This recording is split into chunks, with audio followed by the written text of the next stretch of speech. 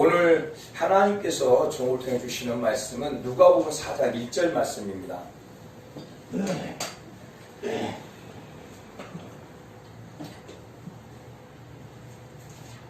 누가복음 4장 1절 말씀 같이 한 목소리 합독하겠습니다. 시작. 예수께서 성령의 충만함을 입어 요단 강에서 돌아오사 광야에서 40일 동안 성령에 이끌리시며. 아멘. 저는 이 본문의 말씀을 가지고 성령에 이끌리시며 라고 하는 제목으로 같이 은혜를 나누고자 합니다. 사랑하는 성도 여러분, 오늘은 오순절 성령 강림주일입니다.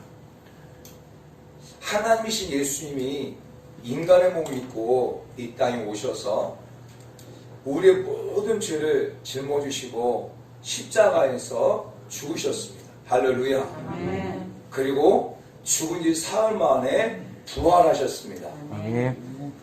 부활하신 예수님께서 예수님의 제자들과 함께 40일 동안 함께 거하셨어요. 그리고 이제 예수님께서 마지막으로 승천하시면서 예수님께서 예수님의 제자들에게 말씀하셨어요. 너희는 예루살렘을 떠나지 말라. 몇 날이 못 되어서 아버지께서 약속하신 것을 보내줄 것이다. 요한은 물로 세례를 주거니와 바로 아버지는 약속하신 성령을 너에게 보내줄 것이다 라고 약속하셨어요. 그리고 승천하셨어요. 예수님의 승천을 목격했던 사람들은 500명 정도가 되죠.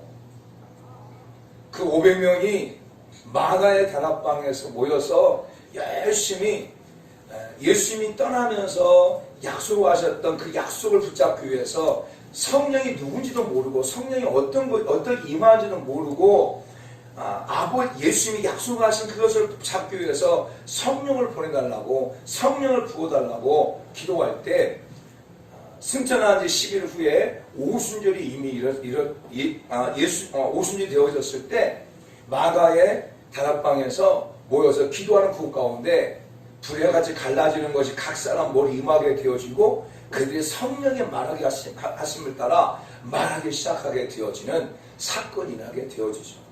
그래서 그것이 바로 오순절 성령 강림의 사건이고, 그리고 그곳을 통해서 바로 이제 교회가 타동하게 되어지는 사건이 바로 2000년 전에 오늘의 사건입니다.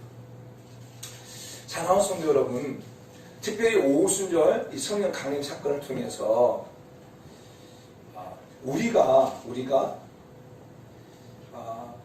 무엇을 위해서 삶을 살아가는지, 또 무엇에 이끌려 삶을 살아가는지 저와 여러분들이 한번 점검하기를 예수님 축복합니다. 아멘. 사랑하는 성도 여러분, 여러분 무엇에 이끌려 삶을 살아가고 있습니까? 많은 사람들은 돈에 이끌려 삶을 살아가요. 많은 사람들이 돈이면 다야, 돈이면 최고고, 불법을 자행해도 왜 돈이 있습니까? 돈을 얻기 위해서 불법을 자행하죠.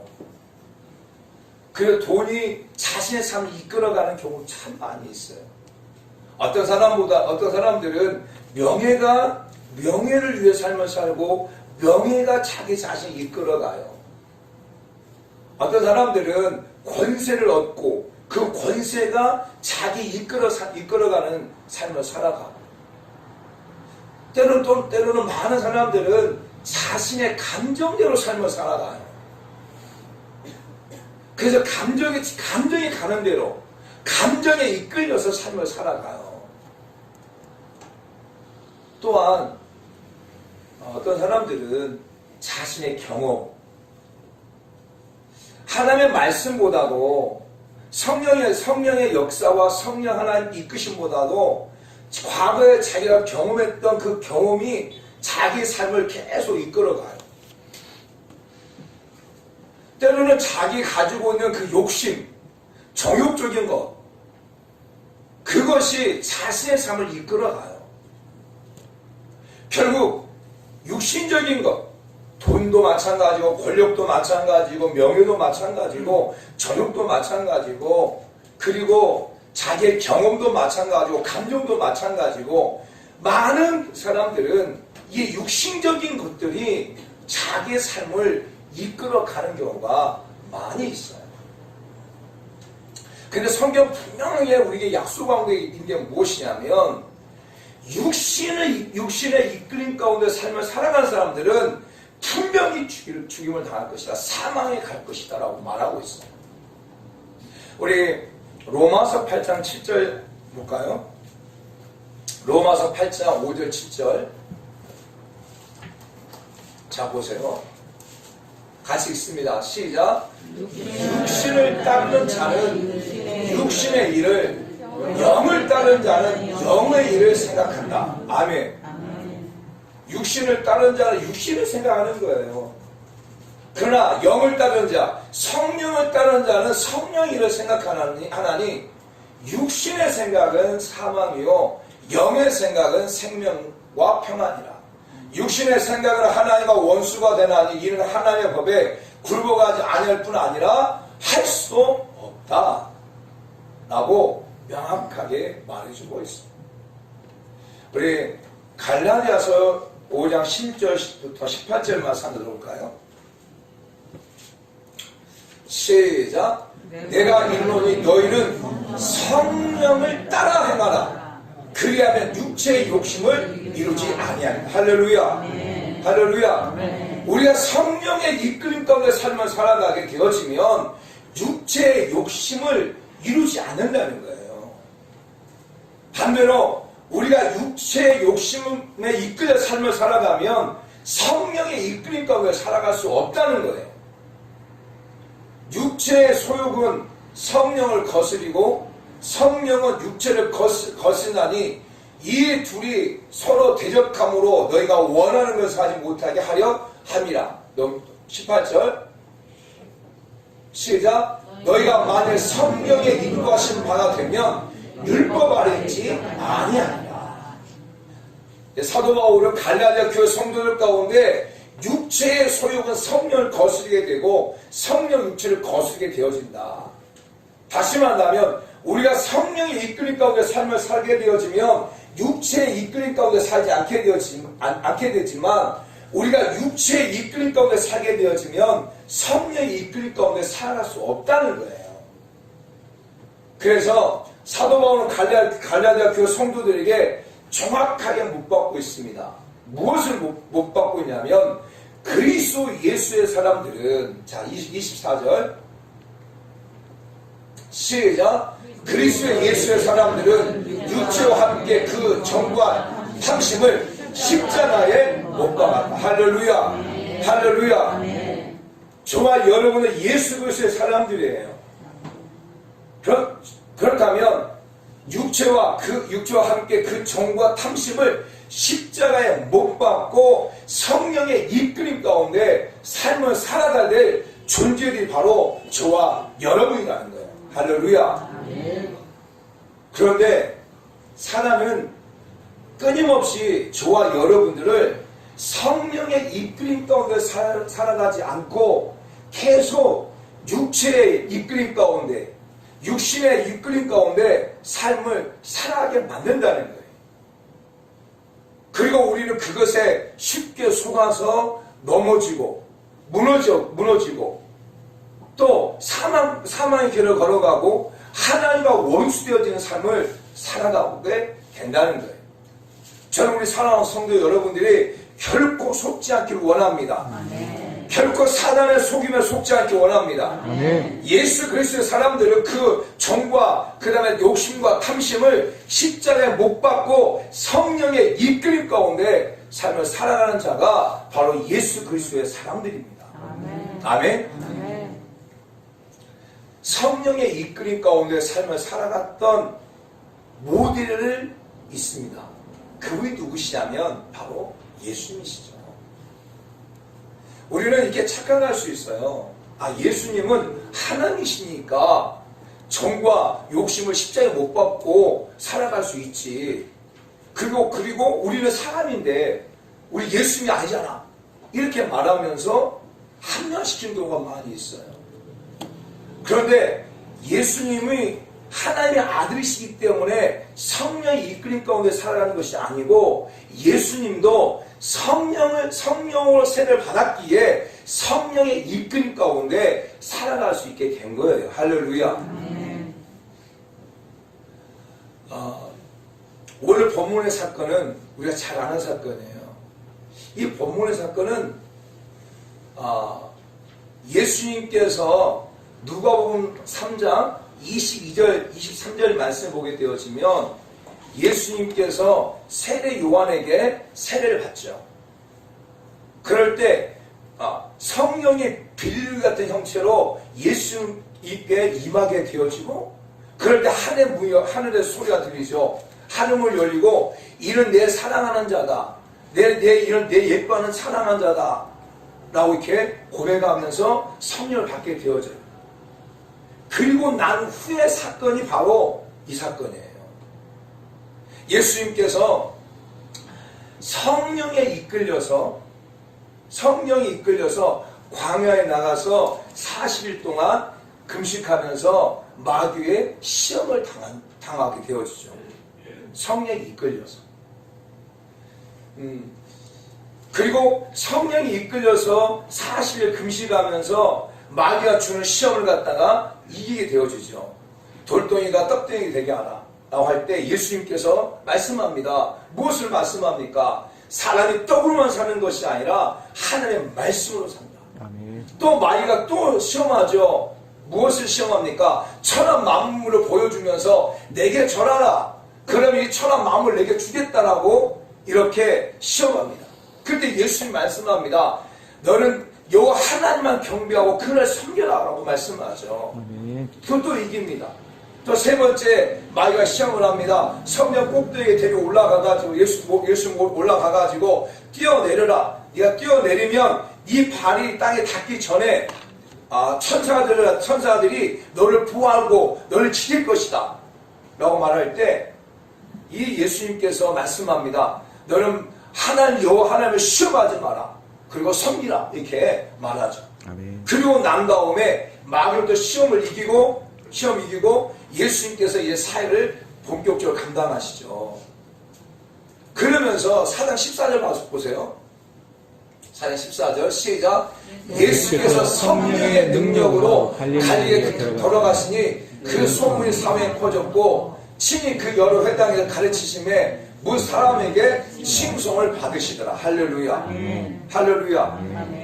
사랑하는 성도 여러분, 예수님께서 사역을 시작하실 때부터 바로 성령의 이끌림 가운데서 예수님의 사역을 시작하셨다고 하는 거예요. 성령 이끌림 가운데서 가르치고 지키고 전파하게 하셨고, 또 성령 이끌림 가운데 가서 많은 사람들을 많은 가버나움에 가서 많은 치유의 역사를 일으켰다고 하는 거예요. 저는 우리 사랑하는 성도 여러분들이 더 철저하게 성령의 이끌림 가운데 삶을 살아가는 그런 자리 다 되기를 예수님의 이름으로 축복합니다. 아멘. 예수님은 철저하게 성령의 이끌림 가운데 삶을 살았어요. 예수님의 고난의 공생의 그 모든 과정도 성령의 이끌림 가운데 삶을 살았어요. 예수님께서 하시는 말씀까지도 다 성령의 이끌림 가운데서 말씀하셨어요.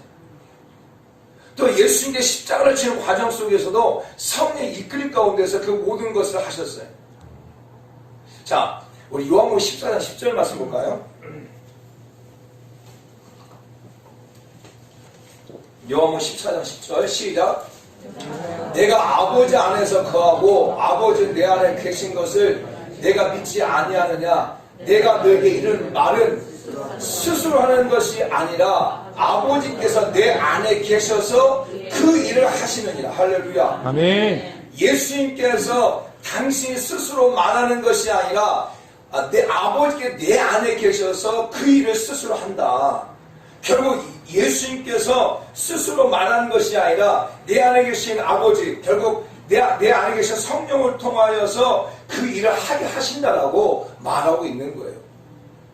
사랑하는 여러분, 예수님께서 성령의 이끌림 가운데서 사역을 감당했다고 한다면 저와 여러분도 동일하게 성령의 이끌림 가운데서 삶을 살아가고 성령의 이끌림 가운데서 정말 사역을 감당해가는 그런 자리 다 되기를 예수님의 이름으로 축복합니다. 아멘.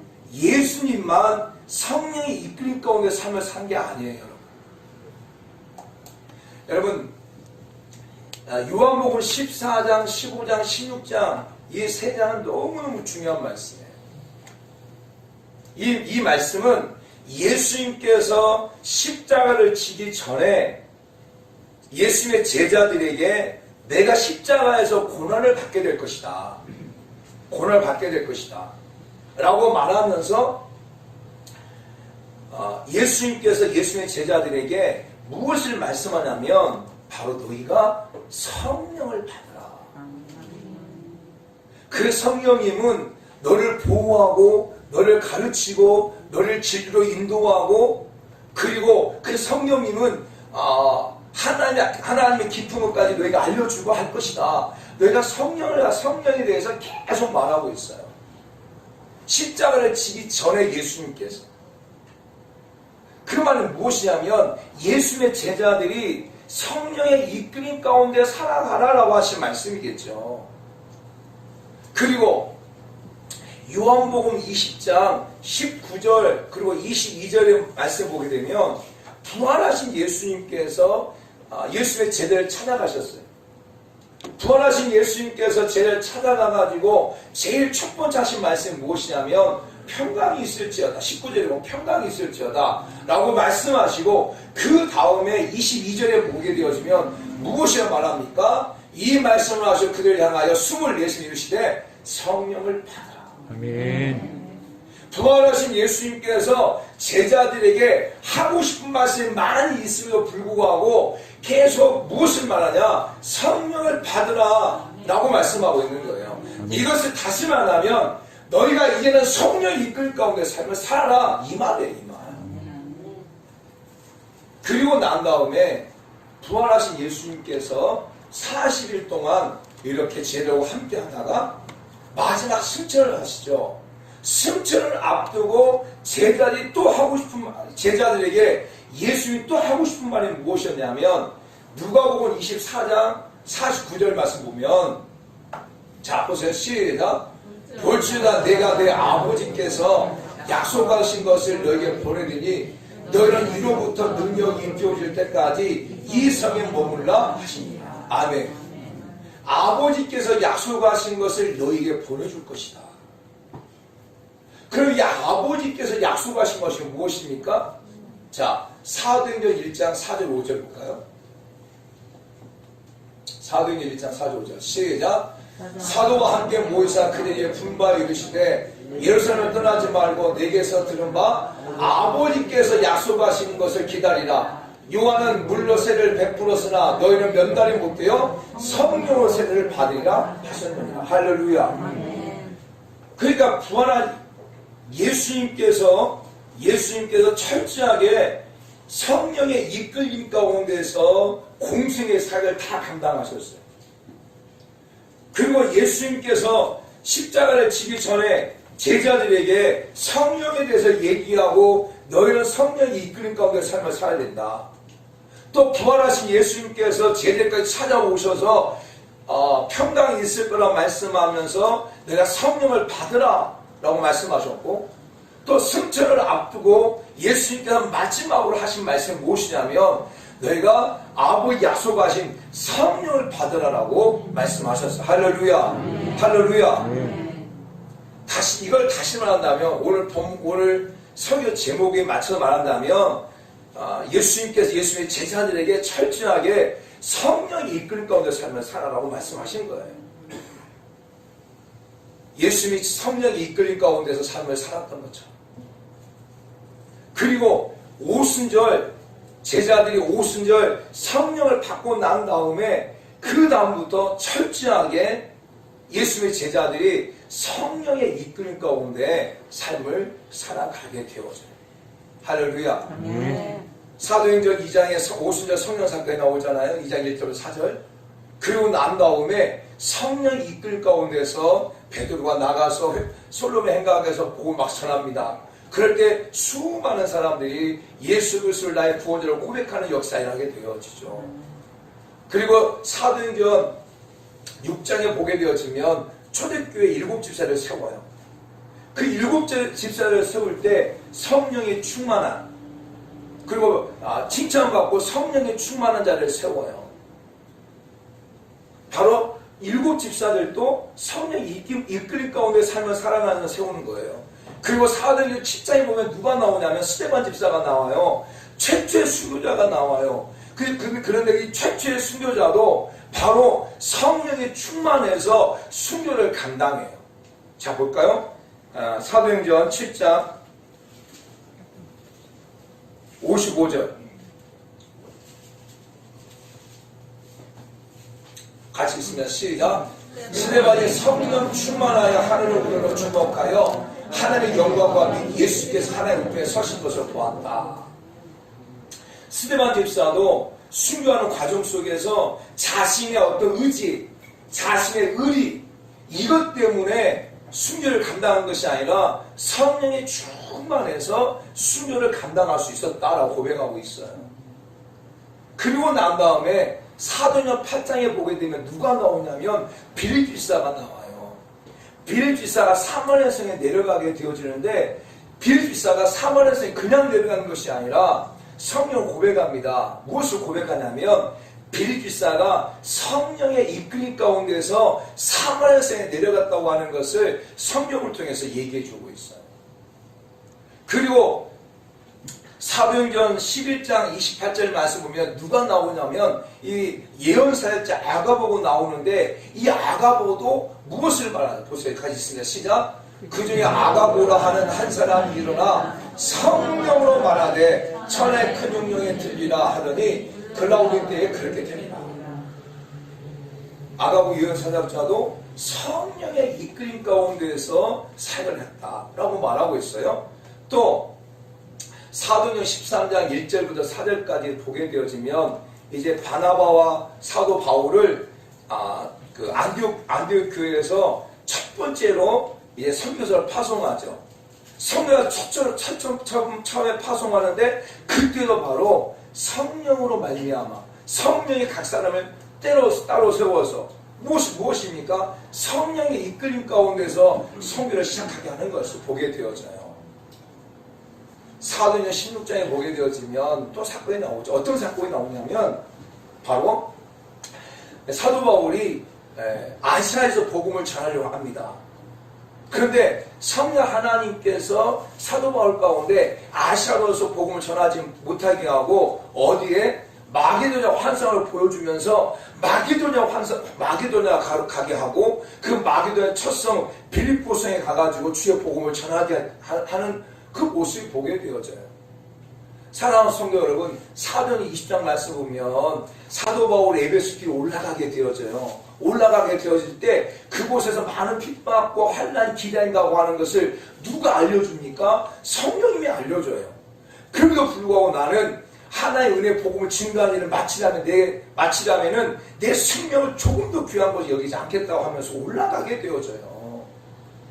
사랑하는 성도 여러분, 사도행전 20장과 27장 22절 25절 보게 되면 사도 바울이 유라굴라를 만나게 되었죠. 그 유라굴라를 만나는 과정 속에서 그 모든 과정이 이루어진다고 하는 거예요.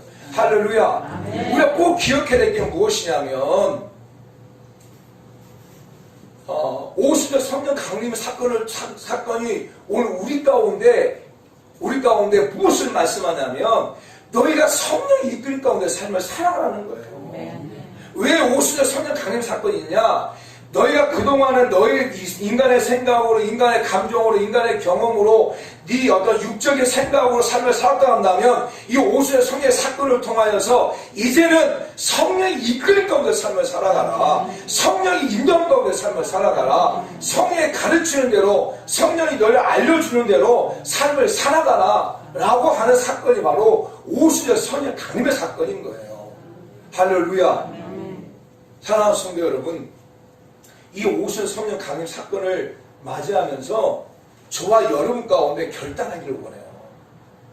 어떤 결단하기 원하냐면 이제는 여러분의 생각으로, 이제는 여러분의 경험으로, 여러분의 어떤 의지로, 여러분의 욕심으로, 여러분의 정욕으로 내가 살지 않겠다. 내가 철저하게 성령의 이끌림 가운데 내가 삶을 살아가겠다 라고 하는 그 마음의 결단이 오늘 있기를 예수를 축복합니다. 아멘. 아멘. 아멘. 저는 우리 사랑하는 성도 여러분들이 진짜 그런 결단이 있으면 좋겠어요. 사랑하는 여러분, 우리나라의 초창기 교회, 우리나라의 유교를 지나고 난 다음에 1960년, 70년 이 어간에 정말 훌륭한 부흥강사 목사 한 분 계세요. 그분은 선결교 재단의 부흥강사 목사님이셨어요. 그분이 누구냐면 바로 최성공 목사님이세요. 최성공 목사님. 그분은 정말 하나님께서 주신 은혜가 엄청나게 컸고 그리고 많은 은사들을 가지고 정말 많은 교회를 세우고 많은 성도를 세우고 나갔어요. 그런데 그분이 그렇게 할 수 있었던 것은 무엇 때문이냐면 그분이 철저하게 성령의 이끌림 가운데 삶을 살았단 말이에요. 그분이 철저하게 성령님을 이렇게 모시고 삶을 살았던 분이에요.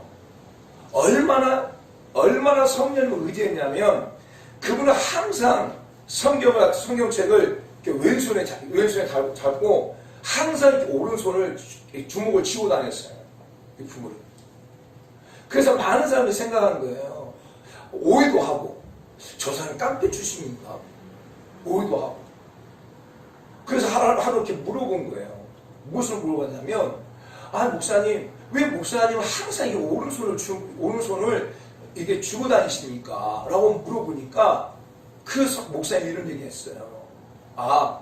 이 오른손은요, 항상 내가 성령님을 손잡고 있으니 과거에 여러분들이 여러분 의지로 삶을 살았다면, 육신으로 삶을 살았다면 오늘 이 시점을 통해서 오늘 이 날이 전환점이 되어져서 여러분이 성령이 이끌 가운데 삶을 살아가는, 그래서 사도행전의 새 역사를 써가는 저와 여러분이 다 되기를 축복합니다. 아멘. 이 오늘 성령 강림 사건이 여러분의 삶의 전환점이 되어지고 성령 이끌 가운데 삶을 살아가서 사도행전 제29장, 30장, 40장 써가는 우리 모두가 되기를 축복합니다. 아멘. 아멘.